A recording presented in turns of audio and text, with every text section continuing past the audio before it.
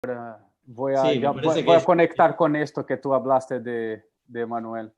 es un Ahí buen... estamos, Ya, volvemos. volvemos. Déjame. Ya. Hola, una vez Hola, más. gracias a todos. Gracias Empezamos a con... todos. Acá estamos, volvemos. Déjame solo. Hay una cosita que tengo que arreglar acá. Sí, ahí está. Entonces, no, Guido, fue muy interesante esto que tú habló, que, ¿cómo es el nombre? Emanuel Crozet. Emmanuel Crozet, o El Crozet, Manuel no sé Crozet, cómo se no pronuncia. sé cómo se pronuncia también, tampoco. Yo vi la película Zama y tiene tremendo sonido, pero es muy, este comentario de Manuel para mí es muy bello porque es una cosa, necesita de alguien con mucha experiencia para ver una película donde todo suena bien, todo está de alguna manera correcto allá y decir, mira, que no dejar, hay que dejar la cosa menos aséptica, ¿no? Más orgánica. Y menos Y para mí, intelectual, menos pasada menos, por el filtro, si bien sale del filtro intelectual, ¿no? Porque alguien lo ve y lo filtra él mismo y dice, che, está un poco demasiado esquemática, lo que sé, es porque... Y la otra cosa, perdón que te haya interrumpido, y es claro, alguien que no, pueda para, asumir el riesgo, porque hay que asumir el riesgo de eso. Igual esa película asume riesgos por todos lados, creo que en realidad estás afuera de la película si no asumís el riesgo. claro. No, Pero y perdón, no, no pasa nada. Y yo creo que hay que mezclar y hacer películas con coraje, ¿no? Esto es fundamental. Pero la cosa que me llama la atención es que la opinión de Manuel Crochet es exactamente al revés de lo que más veo pasando en el cine ahora, ¿no? La gente, hay una cultura del RX, ¿no? Del isotopia RX, que es, yo voy a coger mi directo y voy a limpiarlo el máximo posible, sacar todos los clics, sacar todos los puntos, y hay de alguna manera una estética aséptica, ¿no? De la asepsia. Y yo higienista. siempre, sí, así, cae un poco en el nazismo, ¿no? Eugenista, entonces, quizás, ¿no? Que hay que seleccionar lo que es ruido y lo que es sinal de una manera un poco autoritaria. No, pero lo que me interesa en esto, y esto para mí fue una cosa que percibí cuando mezclé una película con un mezclador mayor do que yo, que tiene ya como 65 años, que es una película que de Babenco, ¿no? Es argentino el director, pero la película es hablada en inglés. Y como la película era hablada en inglés, ellos querían un mezclador que fuera nativo, que hablase el inglés, ¿no? Entonces, él hacía los diálogos y las músicas y yo hacía los ruidos, ambientes, efectos de fondo. Y había una escena que aparecía la muerte. Yo la tengo acá separada, pero no es muy audible el ruido, pero yo creo que voy sencillamente a hablar de él. Y lo que pasa es que el momento que la muerte aparece, yo hice la sugerencia, ¿no? De licencia, el mezclador era, de alguna manera mi superior, ¿no? Él era el mezclador senior, dice, vamos a Él intentar mezclaba, limpiar perdón, él mezclaba diálogos y vos mezclabas ambientes y efectos. ruidos. Exacto, y él mezclaba música. En verdad, todo el tiempo estábamos cambiando, pero en general la idea era más o menos esa. Yo hice las doblajes también. Entonces lo que pasa es, cuando llegaba la muerte, yo hice una limpieza en el diálogo.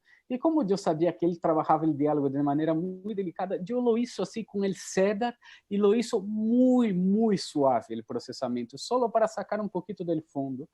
Y lo que pasa, la escena se quedaba muy poderosa, ¿no? Porque el silencio hacía con que se quedara en la silla. Y bueno, hicimos dos, tres veces y el mezclador, que es Riley Steele, ¿no? El mezclador es un mezclador gringo, ¿no? Hizo una pila de películas, Brokeback Mountain, hizo películas muy grandes de Hollywood. Él me dijo, mira, Paulo, está muy bueno, pero yo creo que está haciendo daño a la voz. Yo ni siquiera percibía mucho el daño, pero está bien, voy a sacar. Y saqué el bypass y nunca más tocamos en esto. Y esta es una película que yo vi en más de 12 salas de cine, porque todo el tiempo estábamos haciendo proyecciones de DCP. Y tiene una calidad de diálogo que yo nunca vi en ninguna otra película de mi vida. En cualquier cine, el sonido del diálogo sonaba muy, muy bien. Y fue ahí que percibí una cosa que es muy sutil, pero es muy importante, que es cuanto menos procesamiento tú usas en las voces, si tú usas esencialmente filtros de pasa alta, pasa baja y compresión, más más pareja es tu respuesta en distintas salas, ¿sabes? Y la sensación que yo tengo es que esta cultura del RX y del isotope muchas veces es una cultura que enfoca en buscar y arreglar problemas más do que en construir un diseño de sonido, construir una experiencia cinematográfica, ¿no? Y no sé, quería de alguna manera devolver para ti, para hablar un poquito más del proceso de Zama, porque yo creo que de alguna manera se conecta con esto, lo que hablaba Crochet, de que no debemos hacer una cosa demasiado didáctica, ¿no? Yo siento que muchas veces el diseño de sonido hecho hoy es muy didáctico. Mira, acá está sonando que está en la pantalla, acá está sonando este tipo que está llegando, ¿sabes? De alguna manera... acuérdome de un maestro mío de historia, que no tiene nada que ver con sonido, que decía una cosa increíble, que él escribía libros y se quejaban que los libros de él tenían pocas notas de pie de texto, ¿no? Y él decía, bueno, yo escribo para los lectores inteligentes, ¿no? Ellos van a saber reconocer lo que es esto y lo que no es. Y de alguna manera, no estoy diciendo que hay que escribir, hacer cine solo para la gente que tiene una grande filmografía, pero yo creo que muchas veces hay una estética hoy en día que está muy de moda que toma el espectador como un tonto, ¿no? Es como así, hay que explicarlo todo de una manera muy didáctica. Y que esto está relacionado con esta cultura del isotope, del RX, esta cultura higienista que hablábamos. En principio, yo, sí, esto cuando vos me lo contaste la otra vez, yo me quedé pensando mucho en esto y empiezo a detectar eso que vos decís en algunas situaciones de películas que nosotros hicimos, que tienen que ver con, por ejemplo, Matar a Jesús, que tenía mucha problemática con los diálogos, era una película filmada medio en plan guerrilla, así, trash, o sea, pero no lo digo trash, no es peyorativo, yo lo digo trash con respecto a que es sucia, la película es sucia, la forma en la que está filmada, la imagen, todo va para ese lado. Eh, y de entrada nos pasamos de rosca.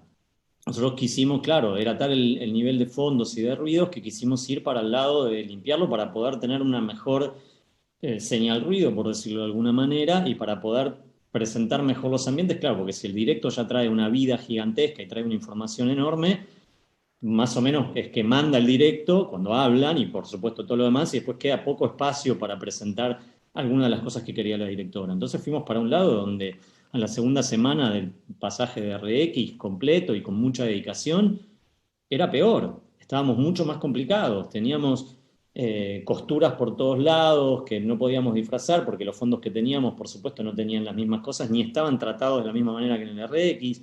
Y aparte con el RX, que es espectacular, yo a veces mismo haciendo cosas, digo, ¿qué es lo que estoy haciendo? Porque estoy sacando lo escucho, pero ¿por qué le estoy sacando un pedazo ahí? Estoy comiendo, me estoy atenuando una cantidad medio bestial de un espectro, en un pedazo del espectro. Digo, y esto no tiene relación con cómo suena. Me parece que está bien, pero muchas veces, y en esa película en particular, en distintos cines, los diálogos sonaban siempre distintos, muy distintos, mucho más que la música. O tal vez es que en realidad es donde nosotros más fácil nos damos cuenta que está sonando esa Sí, diferencia. ¿Por qué? Porque estamos más afilados desde el oído, digamos, más sintonizados para la palabra, porque la palabra es la que muchas veces rige las películas y es la que lleva toda la información, entonces toda la carga informativa va a estar en los textos. Entonces, claro, si las palabras en una sala suenan de una manera, en otra suenan de otra y en todas, pero no suena todo parejo, es raro. Sí, yo encuentro que eso es como si el micrófono que usaste en el directo es bueno, si no tuviste problemas eléctricos, no tuviste problemas de orden técnico, si la locación lo permitía, si el actor está bien de intención lo que hizo, y es por ahí bastante poco el trabajo, primariamente, después se ve, ¿no? Pero cuando estamos haciendo ecualizaciones súper cortitas de una sílaba y de otra sílaba, ahí yo ya empiezo a dudar de qué es lo que pasa. Pero también yo me entrego porque digo, yo no soy mezclador. Mezclo hasta una determinada parte, soy muy lento mezclando, se lo dejo a otro y yo necesito que mezcle otro porque me gusta esa situación donde yo trabajo puedo ver la película más desde afuera, puedo dedicarme a ver otras cosas, a ver si está funcionando o tenemos, por ejemplo, una cosa que yo suelo hacer es, llegamos a la mezcla y de pronto en la mezcla digo, pará, y empiezo a mutear y a mutear y a mutear y a mutear y a desvestir y a sacar cosas porque me parece que pusimos de más que no le hacen a la escena, sino que en este pasaje general, y si yo corto todas las bandas una tras otra, en el unísono donde están sonando todas las cosas y lo miro, tal vez desde el lado percusivo, donde se conectan unas con otras, y estoy hablando de cosas tan abstractas, pero que no son abstractas, por lo menos no para nosotros, como este pájaro sonó acá, con este paso la puerta, y no es desde el lado intelectual. Me ayuda, que lo estoy escuchando y después lo miro y veo que hay una cosa donde se está armando como un esquema que por alguna razón me parece que traba el ritmo, empiezo a sacar sin ningún problema. De hecho, creo que eso es algo que había contado la otra vez también Lena, cuando habló con Leandro de Loredo, en uno de los primeros Instagram Live que hizo la ASA, si no fue el primero, no sé, como es un momento para, si querés, para sacar, que por ahí la pregunta que te hago yo, y acá la relación entre el sonidista y el mezclador, es, yo no sé si al mezclador, lo voy a decir en argentino, no le hincha las bolas, ¿sí? ¿Cómo no? En Jay Ausaco, como que, bueno, Ah, pará, dejá de mutear ente- cosas, déjame trabajar, que necesito seguir mezclando, no, pero no, yo soy un mezclador, yo intento hacerlo en la buena onda, ¿sabes? Eh, así, yo sé que es una parte importante del mezclador llegar con una mirada fresca, nueva, ¿no? Pero también yo creo que el mezclador tiene que ser flexible, ¿sabes? Para de alguna manera hacer la búsqueda que la gente ya está haciendo a meses, realizarlo de la manera como ellos quieren, como estaba planteado, ¿no? Y que la gente cree que tiene que estar. Yo intento hacerlo siempre de alguna manera. Mi primer abordaje al material es siempre intentar hacer el diseño que ya está propuesto para a partir de esto hacer las transformaciones de diseño, por así decir, ¿no? Quanto ao tema que tu hablava de la reducción de ruido, para mí es una cosa que cada vez más yo dejo para hacer la reducción de ruido en la mezcla final. Porque, pues así, cuando hago la reducción de ruido, cuando tengo todos los elementos y la escena ya está diseñada, es posible hacer la reducción de ruido en función del diseño de sonido. Y no sencillamente porque estoy escuchando un ruido, ¿sabes? Yo saco el ruido sencillamente porque aquel ruido en aquel momento está molestando todo lo demás y no porque es un ruido de alguna manera, ¿no? qué Eh, paradójico, ¿no? Porque si lo pensás desde lo intelectual, lo que vos decías antes, ¿no? Desde el acercamiento de, tal vez previo a hacer la escena en la que entra la muerte, ¿cómo se llama? Meu amigo hindú.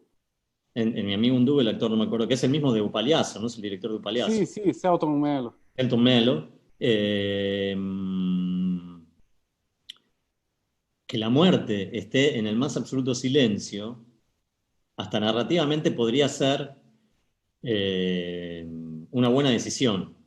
¿Se entiende? Un corte a silencio, donde el tipo que habla, al ser la muerte, está en un no espacio, por decirlo de alguna forma. Y sin embargo, termina funcionando mejor a la película que no se ponga tan dramático porque sigue habiendo vida de la ciudad atrás, porque lo que se escucha es un rumble atrás, ¿no? Sí, Entonces, un rumble, un tráfico, una cuestión. Pero es casi como una contradicción. Es genial que haya pasado eso, porque para el lado de decir, bueno, ¿qué? Cuanto más limpio, no solo limpio porque hay fondo, se escucha un poco, y no tiene ahí no tiene que haber fondo, sino que hasta podría ser, hasta por ahí en otras circunstancias te podrían haber dicho, no, hay que claro. doblémoslo para que quede el tipo que habla en el espacio, ¿no? En un no espacio, por decirlo No es.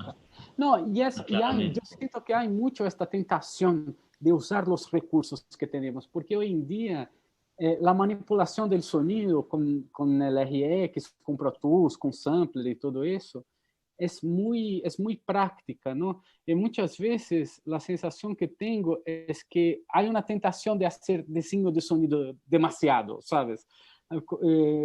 Acuérdame de um trabalho que era um corto que estava sendo um estudante meu, que falava de um fotógrafo de um confronto das Farc colombianas com o exército e fotografava os corpos. E ele começou a fazer desenho de sonido para as fotos, e era uma coisa que de alguma maneira fazia com que as fotos se quedavam mais flojas, menos potentes, ¿entiendes? E muitas vezes o que é importante fazer é um trabalho de precisão, não?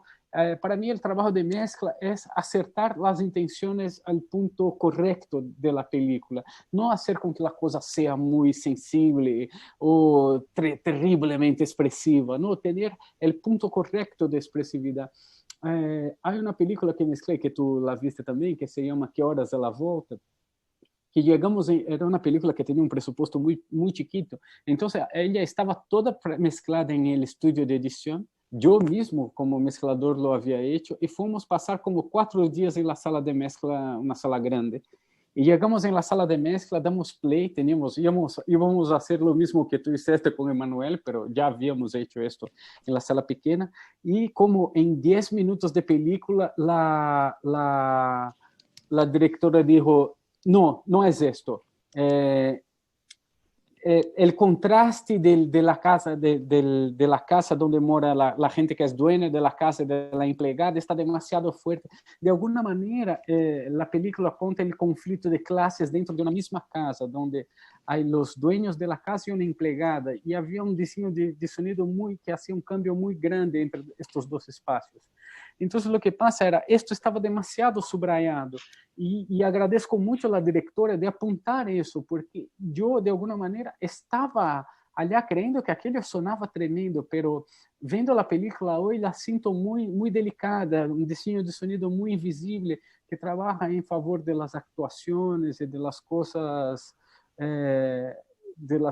que, que, que realmente importa la película, ¿no? Pasa que se agradece muchísimo, muchísimo cuando... A ver, yo te quería hacer un par de preguntas, una ida y vuelta rápida con respecto a cómo se ve de los dos lados, cómo recibe lo que tiene que ver desde el lado del mezclador. Vamos a tratar de hacerlo rápido porque por ahí nos quedamos sin tiempo. Y desde el lado del sonidista, que el espacio, para mí, el espacio de mezcla tiene que ser un espacio que tiene que ser para que rinda, no solamente en tiempo. Es difícil una cuestión de la mezcla, ¿no? Hay que congeniar un montón de razones. Todos somos productores de sonido, digamos, productores con respecto a que tenemos que defender un tiempo en el que hay que hacerlo. Entonces tomar prioridades, decidir cuáles son las prioridades, avanzar en función de eso. También tenemos que ser...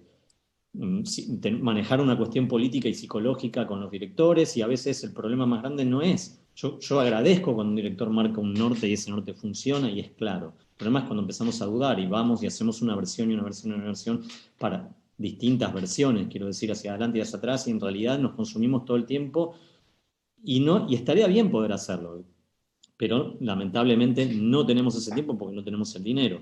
Yo creo que algo de lo que decís también va atado, vos dijiste 3 semanas de mezcla. En Argentina una película de 3 semanas de mezcla no es el común. Entonces, muchas de las decisiones las tenemos que tomar antes, incluso con lo que es reducción de ruido. Digamos, por política es, ok, hacemos la reducción de ruido, abajo dejemos el canal, el mismo archivo, con mucho menos proceso, por lo menos sin el RX, porque a veces incluso depende del monitoreo, se escucha una cosa y en otro se escucha completamente otra. Así que tener esa posibilidad, pero hay que llevar esas decisiones hechas, que va de la mano de la cantidad de tiempo. Una película en Argentina que se mezcle 2 semanas, se puede dar 10 días, se puede empezar a brindar por eso antes de terminar, por haber tenido ese tiempo de mezcla antes de pasarlo. Digo, es como es difícil que eso suceda. Entonces, la pregunta es, ¿cuánto preferís que te llegue muy premezclada la película, con las bandas abiertas, cada ruido en su lugar y qué sé yo, a que no suceda? ¿Se entiende? No. Nosotros cuando trabajamos juntos por una cuestión de estar trabajando en 2 países, porque también para preservar el tema del idioma y los actores, cuando hicimos Euchilevo, los diálogos se hicieron en Brasil, básicamente para poder manejar la movida de qué había que hacer con los doblajes y qué sé yo, y nosotros hicimos el resto, pero vos premezclaste diálogos, yo recibí tu premezcla de diálogos y sobre la premezcla de diálogos armamos, que es una muy buena política, y después tuvimos que abrir incluso de nuevo en algunos sectores los diálogos porque no se llevaban bien con el armado que habíamos hecho. Todo bien, perfecto. Ahora, ¿cuánto para vos es, preferís, sencillamente, preferís que venga bien premezclada, con sus reverb, con sus cosas puestas, o preferís que venga un poquitito más más abierta? Así, no hay una respuesta para todas estas cuestiones, no hay una única respuesta, ¿no? Yo creo que tiene que tener la sabiduría de reconocer cuál es la naturaleza de tu proyecto. Entonces, por ejemplo, si tú estás haciendo una comedia que es mucho diálogo y música, es mejor que las cosas ya vengan con los reverbs y todos, pero por ejemplo, una película como La Camarista, que es una película muy silenciosa, donde hay distintos tamaños de cuartos, distintos pasillos, los espacios de los empleados, los espacios. Entonces, sería interesante, por ejemplo, hacer una explotación de las distintas sonoridades de reverb en esta película, por ejemplo. Yo haría esta decisión. Pero para mí, yo creo que el más importante como método sería que el diseñista de sonido, el editor, haga la edición del diálogo. El mezclador premezcla todo el diálogo, solo el directo, sin doblaje, sin nada, en 3 días, en una sala pequeña mismo, no necesita hacer la sala de cine.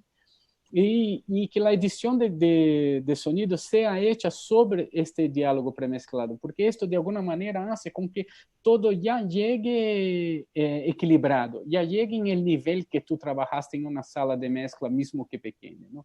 Y esto hace que sea muy aprovechable las premezclas. El problema mayor de hacer premezclas en edición es que muchas veces hay cosas de ordenadas, como por ejemplo automatizaciones raras que acabam quedando-se, sabes? Quando tu estás mesclando uma película, hay que tomar muito cuidado para que não passe coisas raras. E quando tu empiezas a cortar muito o sonido, a automatização às vezes pode ser coisas raras. Então, tem que estar pendente destes detalhes.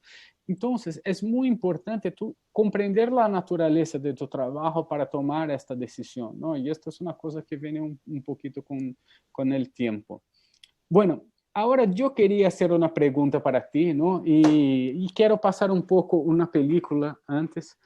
No, yo voy a hablar un poco de la película. Yo quiero pasar una parte de una película que me gusta mucho. O sea, es una película que me encanta. Yo creo que la veía antes de conocerte, que es La Mujer Sin Cabeza.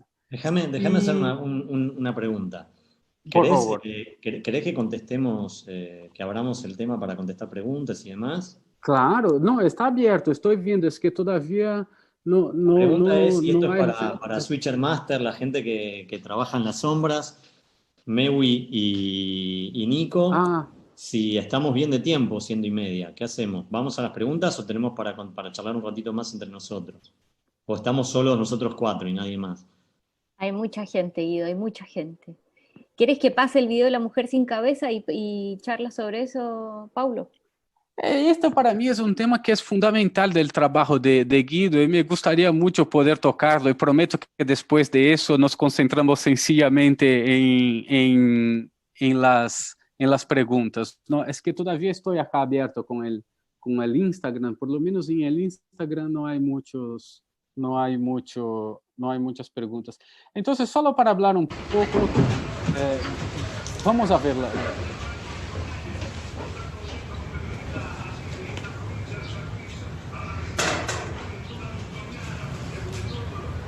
Hola.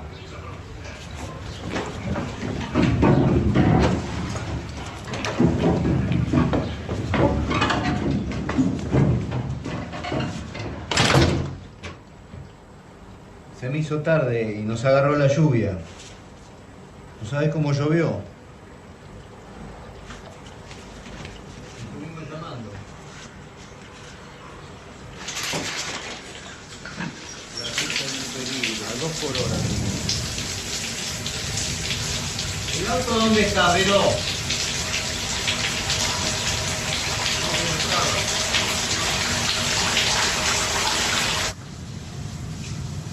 Claro, hermosa mía. Me pruebo la mallita que me regalaste.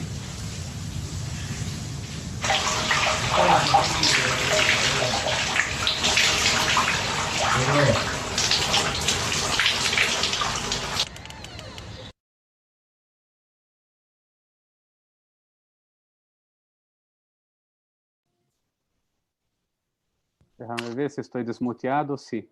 Yo sé que yo ya hablé contigo y tú me hablaste un poco que a veces tiene críticas, algunos puntos del sonido de esta película, pero hay una cosa que para mí es muy interesante y este pequeño fragmento apunta a esto de manera muy clara, que es que hay una construcción de lenguaje, ¿sabes? Porque una de las dificultades de hacer cine y hacerlo en Latinoamérica es que el cine es una arte que tiene una propuesta, hay una ideología en el cine, hay una propuesta política, hay una idea. Cuando surge, mismo las tecnologías que surgen para el cine están de alguna manera conectadas a una ideología. Quando viene uma tecnologia como Artemus, que tem cento e pico de bocinas em uma única sala de cine, para que serve esta tecnologia? El 5.1 mesmo, não? Ou el 3D, ou el drone, não? Acuerdo-me de uma película de los Avengers que inventaram um héroe que tem como uma navecita, sencillamente para hacer planos de drones, sabes? Como as coisas são hechas de alguma maneira. E eu tenho muito esta sensação que a tecnologia e a ideologia de la técnica del cine está relacionada ao cuento del héroe, não? A contar histórias de héroe. E isto está muito relacionado a uma visão yankee do mundo, de que eles vão salvar o mundo, não? E cada vez mais este discurso não pode seguir, não? O problema do coronavírus deixa isto mais claro do que nunca. Eu não estou aqui querendo falar mal do cine yankee, não? Eu lo vejo e me gusta muito. Pero lo que quero dizer é que esta tecnologia está hecha para ser un cine y para hablar de una experiencia que no es la de nosotros, que no es nuestra experiencia como público latinoamericano, como artistas latinoamericanos. Y lo que me gusta mucho en La Mujer Sin Cabeza, que es una película rara, los encuadres son raros, los sonidos son raros, allá las voces no importan, y este pequeño fragmento es interesante percibir que las voces no importan, es toda una construcción de sensación del malestar de la protagonista, ¿no? Y que para mí está muy bien logrado por esta manera, ¿no? Y de alguna manera tú estás siempre viendo la cosa bajo una perspectiva de no explicación, ¿no? Tú nunca estás comprendiendo exactamente la motivación, por lo menos yo como espectador, de qué está pasando en todas las situaciones. Y esto para mí es un ejemplo muy feliz de construcción de una lenguaje que es muy distinta de la lenguaje gringa, que es muy distinta de la lenguaje europea, y que yo veo muy relacionado a una experiencia latinoamericana de vida, de subjetividad, de cine. E para mim, assim, vendo as películas, incluso que me enviaste, Na Camarista, Matar a Jesus, Zama, e me impressiona muito como tu trabalho, Guido, e tu cine refleja muito esta búsqueda por hacer el cuento latinoamericano, ¿sabes? Por contar nuestra perspectiva. Yo sé que tú no crees en esto y lo haces de manera muy instintiva y no haces con una propuesta política, pero esto está ahí. Y de alguna manera me quedé muy contento con tu invitación porque para mí tú eres una figura clave de nuestra comunidad sonora latinoamericana. Entonces, no sé, la pregunta que te hago como última pregunta, después respondemos la de la gente, es esta: ¿cómo es para ti tu proceso de creación de una banda sonora, ¿no? ¿Cómo es que fue construir estas decisiones? ¿Cómo es que haces esa búsqueda por la subjetividad que es de alguna manera apropiarse de estos mecanismos que no son nuestros, que son hechos bajo la necesidad de otros cuentos, de otras perspectivas, para contar nuestras experiencias y nuestras películas? Yo, en principio, creo que la génesis de todo esto está en los directores que me buscan para colaborar. Creo que este ejemplo en particular, creo que parte de ahí después se puede empezar a trabajar a desarmar, digamos, cuál sería el proceso. Pero ya está intrínseco a la puesta de cámara, intrínseco a la manera en la que, por ejemplo, en esta escena que mostraste, Lucrecia filmó. ¿Por qué? Porque voy a unir con una de las respuestas, una de las preguntas que hay ahí, que dice cómo fue entre el boom y el Lavalier, y qué sé yo, y sí, evidentemente al personaje que está fuera de cuadro se lo escucha muy ambiental.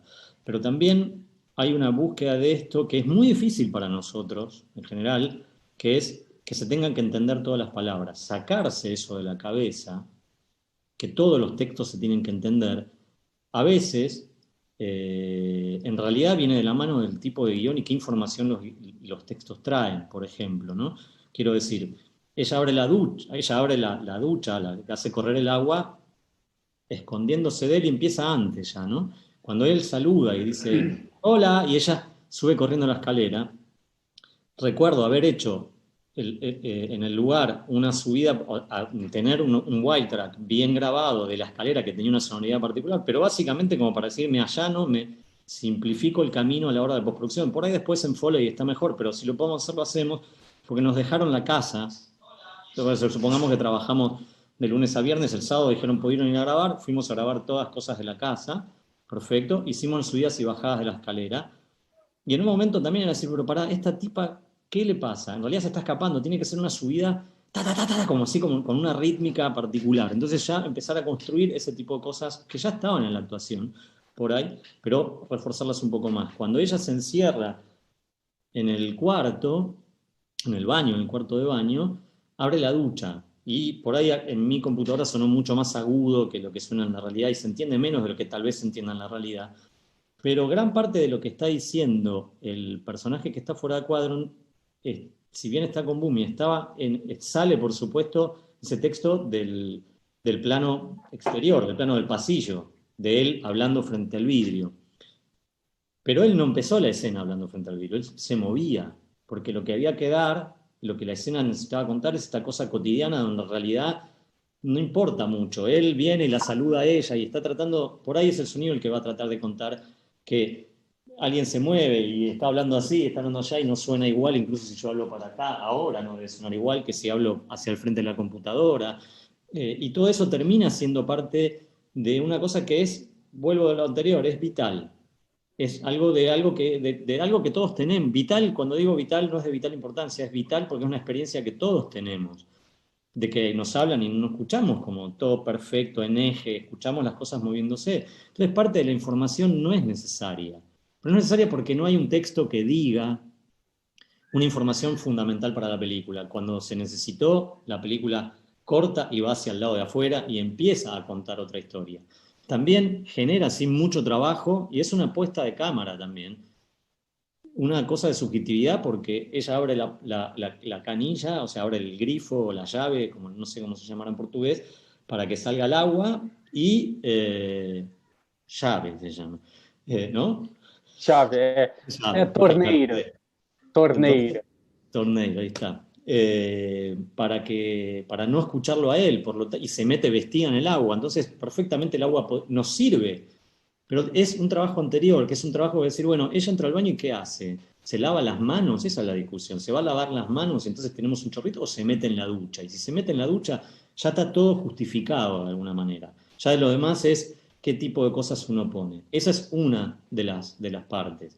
Entonces, creo que tiene que ver con que se fueron dando, yo tuve la suerte en el 99 de trabajar, 99-2000, con Lucrecia en La Ciénaga y empezar a construir juntos una forma de llevar adelante un rodaje, que muchas veces desde lo higienista o desde lo súper técnico son cosas que por ahí ninguno de los dos aceptaría, pero que entendemos que convienen a la narración, como grabar actores, o no actores, mejor dicho.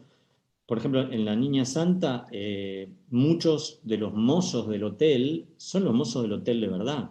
Los garzones del hotel son mozos de verdad, son los que estaban ahí, los que atendían ese lugar, que no son actores, pero que podían desenvolverse para hacer su papel, que es el mismo que hacen en su día cotidiano de trabajo, y por ahí hace 20 años que lo vienen haciendo.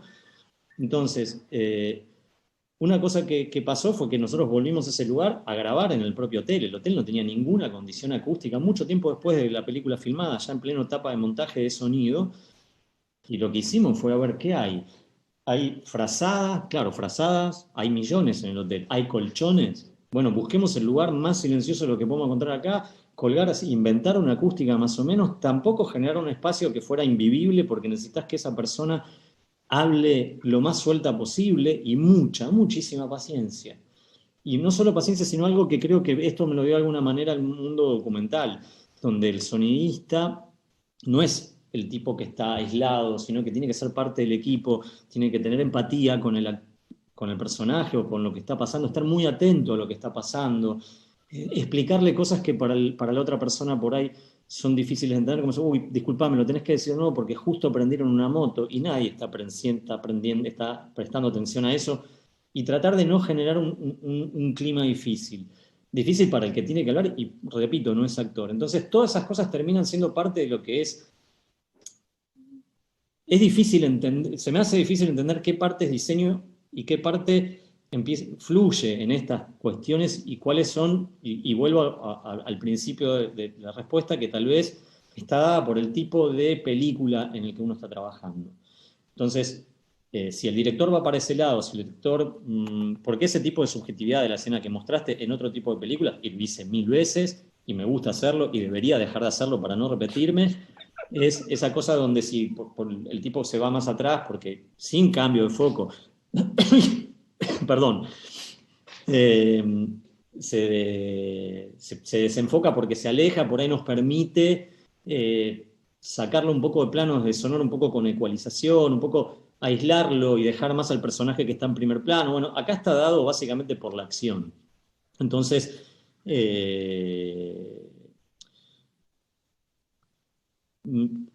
la elección creo que hace que esto suceda tiene que ver con casi no poner los inalámbricos en el plano desde adentro de la habitación, del baño, ¿no? Como para no tener ningún, y que tenga esa reverb desprolija, poco clara, pero que en definitiva, si lo hubiéramos puesto con inalámbrico, vos hubiéramos estado miles de horas poniéndole reverb para que se aleje, se acerque, y en realidad hagamos que este tipo se mueva, si se puede, si nos permite, si tratamos el piso, si todo lo podemos hacer como para que se pueda, bueno, ok. En ese punto creo que a veces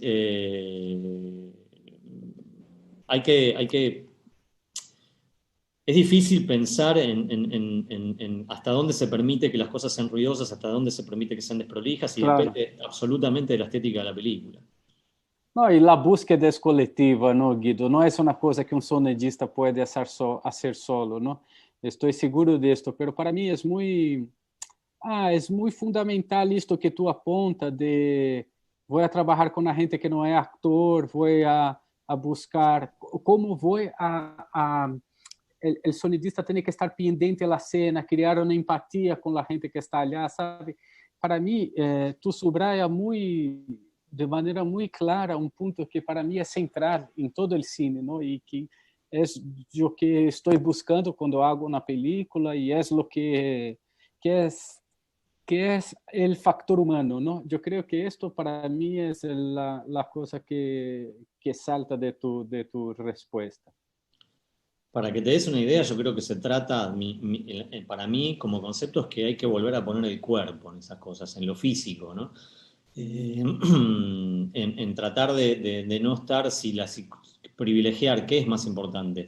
Que esté bien la actuación de esta gente que, por ejemplo, no son actores y que estén natural y que puedan expresarse, o me pongo esquizofrénico con que no está bien a la distancia porque se movió y en el medio lo tengo que decir. Por ahí prefiero callarme y cuando termina esa frase decir, che, por favor, acordate que lo tenés que hacer, no sé qué. Pero un ejemplo es que había un video y se perdió, que para mí es una cosa hermosa. En Sama hay una escena que es la fiesta en Bayá, que es cuando están todos pintados de rojo y les están pegando y medio que los están torturando, no se sabe bien qué pasa, que hay una pared dorada de fondo.